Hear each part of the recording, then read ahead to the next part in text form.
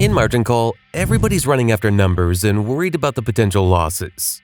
Sam Rogers is the only one who truly stands out. He is worried about the consequences of the fire sale their firm was going to do. He's not fighting to save profits, he's fighting to save people. To really understand what made Sam's decision so painful, let me tell you about a famous thought experiment from 1967.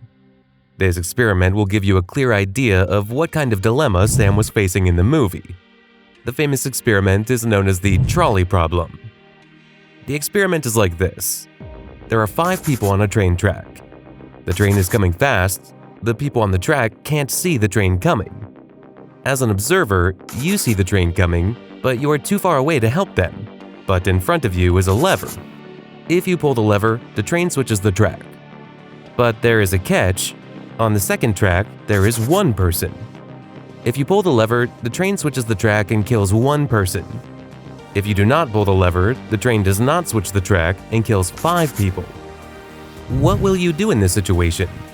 Will you pull the lever and be responsible for the demise of 1 person's life? Or would you do nothing and let the 5 people die? Now, your logical mind with common sense will say the decision is easy. Saving 5 people is better than 1. The math works out. But if you are put in that actual traumatic situation, you may not behave the way your logical mind thinks. The difference between what you think about how you will act and how you actually act may not be the same. But in such a situation, no matter what your decision is, the outcome is disastrous. That doesn't make you a bad person, that just makes you a human, and we have 8 billion varieties of them. The trolley problem was just a thought experiment till the year 2017. But one of my favorite science YouTubers, Vsauce, actually made the trolley problem real and made people go through this traumatic situation. And the conclusion was surprising because it tells us a lot about human nature. For all you curious nerds like me, I will link his video in the description for you to get a better understanding of the problem. It's definitely worth watching. Now, Sam in the movie was in a similar situation. Fire sale was Sam's lever. If he goes through with the fire sale, then he kills the market for everyone for years to come. If he doesn't go with the fire sale, the firm will anyway go ahead with the fire sale, which may not be successful without him and kill the firm. Either choice meant sacrificing someone. In the movie The Big Short, we see Brad Pitt's character mention that banking reduces people to just numbers, and that's what everyone was doing in margin call. Everyone was talking about profits and losses as if they're detached from reality, except Sam. If Told and Jared are the brains of the movie, then Sam is the heart of the movie. But what really makes Sam the heart in a place where everyone else is obsessed with spreadsheets is his empathy. He's been in the financial world for over 3 decades, seeing countless market highs and lows. This vast experience has earned him deep respect from his team. He can motivate the traders with just a small speech. Even Will Emerson sarcastically praises Sam when Peter Sullivan figures out the issue. Right, basically this kid, Peter Sullivan, he gets all inspired by your pep talk. Nice job, by the way. When Jared tries to put the blame on Sarah by saying, "You mean you were wrong?" Sam just wants to walk away from this finger pointing. When Jared asks him to wait and see this, Sam says, "I don't want to see this. How do you think I survived this long in this firm?"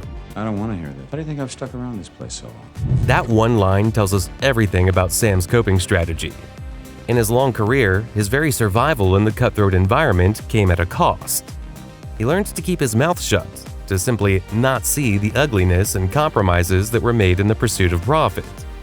This history of calculated silence, of enduring the system rather than fighting every moral battle, weighs heavily on him. It makes his struggle dealing with the fire sale even more painful. But the pressure on Sam to pull the lever, to make the fire sale happen, is immense. Told knows that without Sam, he can't make a successful fire sale. That's why he says to Sam that you're an important part of this puzzle. As you very well know, that you're a very important piece of this puzzle. This wasn't just empty flattery, it was a cold, calculated truth.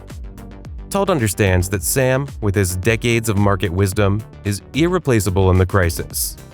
Sam knows the market, understands the intricacies of trading, and most importantly, has the trust and loyalty of the hundreds of traders who will execute the fire sale. He's not just a leader, he's the glue holding that trading floor together. Told needed Sam's operational abilities for dumping those toxic assets. He knew that without Sam, his firm could not execute a fire sale effectively and would most likely fail. Even though Sam has worked for most of his life in trading, he himself hasn't done anything like that fire sale at such a vast scale. Have you ever done anything like this? No, never. Not even close. But his experience and connection with the traders on the floor gave him an edge to make it happen. Todd even had Jared prepare Will Emerson to take over if Sam refuses, but it's clear that without Sam, the fire sale would likely fall apart. Will may be tough and competent, but he doesn't command the same respect or trust as Sam. Only Sam has the moral authority and decades of loyalty needed to convince a room full of traders to knowingly destroy client relationships and dump worthless assets. They would follow him, not just any boss. Beyond the immediate survival of his firm, Sam is very well aware of the professional backlash he will face. He knows people will be saying nasty things about him and his traders after the fire sale, and they will never be truly trusted easily. This wasn't just about losing a job, it's about the deliberate destruction of every professional credibility he's meticulously built and then being responsible for knowingly putting others out of business. Sam is the only one who suffers both personally and professionally on the day of the fire sale. He lives alone, divorced, and the only companion in his life, his sick dog, is dying. Losing her on the same day adds a deep, personal grief to the chaos he's already facing at work. After the fire sale is finished, Sam is clearly upset and tries to quit. But John Told won't let Sam go. Told doesn't care about Sam's feelings. He just needs Sam to help the company get back on its feet. After executing such fire sales for the company, Sam won't easily find another good job. Told offers Sam a large sum of money to stay for 2 more years. Sam accepts the offer, agreeing to stay. Sam's decision to accept Told's offer wasn't just about the money. He had a son who was already wealthier than him, and after 34 years in the firm, you'd think he had enough. But Sam was divorced, proud, and fiercely independent. He wasn't about to rely on anyone, not even his son. The fire sale had ruined his name across Wall Street. There were no other viable jobs for him at his level. Told's offer gave him control over his exit rather than being forced out into unemployment with a tarnished name. But here's the real question. If you were Sam, would you have pulled the lever? Or would you have walked away knowing someone else would do it anyway? What makes Margin Call different is that the movie doesn't offer easy answers. It doesn't even tell us who to root for in the movie. It just shows us what happens when smart, decent people are trapped in a broken system. If you want to understand how this broken system led to the 2008 crisis, check out this video where I explain the 2008 crisis from start to end.